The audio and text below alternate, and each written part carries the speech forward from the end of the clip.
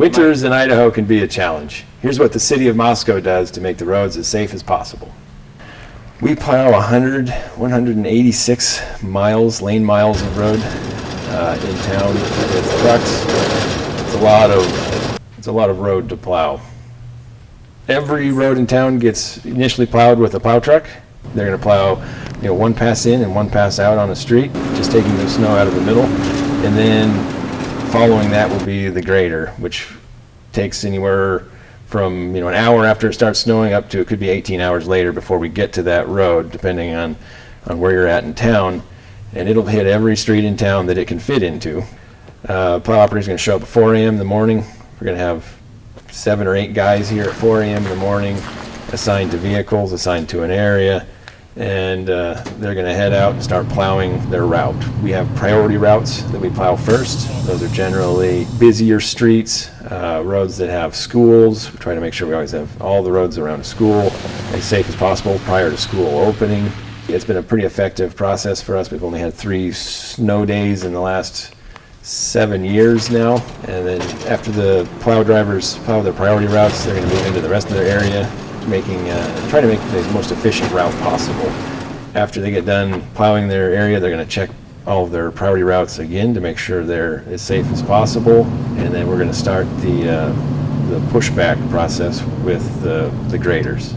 For the last storm event, we had 21 people in motion on that snow event. When it's snowing and it's consistently snowing, not stopping, we're on a 24-hour operation with crews working 12-hour shifts. So we'll have people coming on at 4 a.m. working till 4 p.m., people coming on at 4 p.m. and working then till 4 a.m. to keep the roads safe. We've got about 2 different sizes of snow plows. We've got a 1 ton with a small V plow that we use for cul-de-sacs, dead ends. And we've got our larger plow trucks that we use for plowing streets. Then we've got large road graders that we use to plow snow that have the snow gates on the side of the blade to help not block driveways with snow. And we also have a large loader that we put a snow plow on to assist with the push back of the snow to get it as far over to the edge of the curb as possible. Parks and Rec helps remove snow from downtown and pathways. Berminator, the original Berminator was purchased, I believe, 4 years ago to help remove the snow berms downtown. It's very, very costly to remove the snow berms by using a loader, dumping it into a truck, and then hauling that snow off. It's very slow. People were always trying to drive through it, spread it back out. It would get to the point where you couldn't even see over the snow berm. They were so big. Now we try and eliminate that problem the same day that we build it. The reason we build those snow berms is so that we can remove the snow from the parking areas. You can't push the snow to the side of the road when there's downtown parking. So we have to pull that snow to the middle where it's no longer in the parking's way, but then it becomes kind of an issue for the driving lanes. So then we remove that snow to help keep everything safe, keep everything moving smooth, and make sure there's parking downtown. The plow truck, it's not an accurate piece of equipment. It's a large shovel, if you think about it like that, and it's tough to always control where the snow's gonna fall off of the blade. You've got to go slow and steady. There's a lot of obstacles to avoid. You've got to look out for parked cars, narrow streets. One of the challenges, I guess, that Moscow has, the large college population.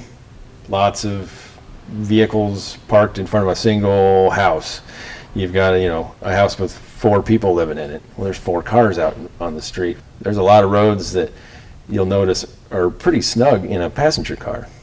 Well, imagine being 12 feet wide with a snowplow and trying to navigate that same street. It is a challenge. If there's snow on the ground and you move your car, where it's going to make the snowplows make their job a whole lot easier. They're not going to have to drive around you, and you're likely going to have a cleaner parking stall when you come back after the snow's been pushed off to the side. Shoveling snow into the street is another challenge that we face. When one driveway gets shoveled into the street, our plows can't carry it and hide it somewhere nice. Generally, it's going to get pushed down the road and go in front of your neighbor's driveway. All you're doing is causing a hazard for your neighbor. The other thing we've had happen when people have a lot of snow and they plow it into the street, it can even cause safety issues for our plows. We had one plow hit a bigger pile of snow that someone had put in the street, and it shot the plow over sideways and hit a parked car. It's against city code to put snow into the street, along with any other debris. We ask that all citizens shovel snow onto their own property, not out into the street. Thanks for doing your part to keep the roads safe this winter.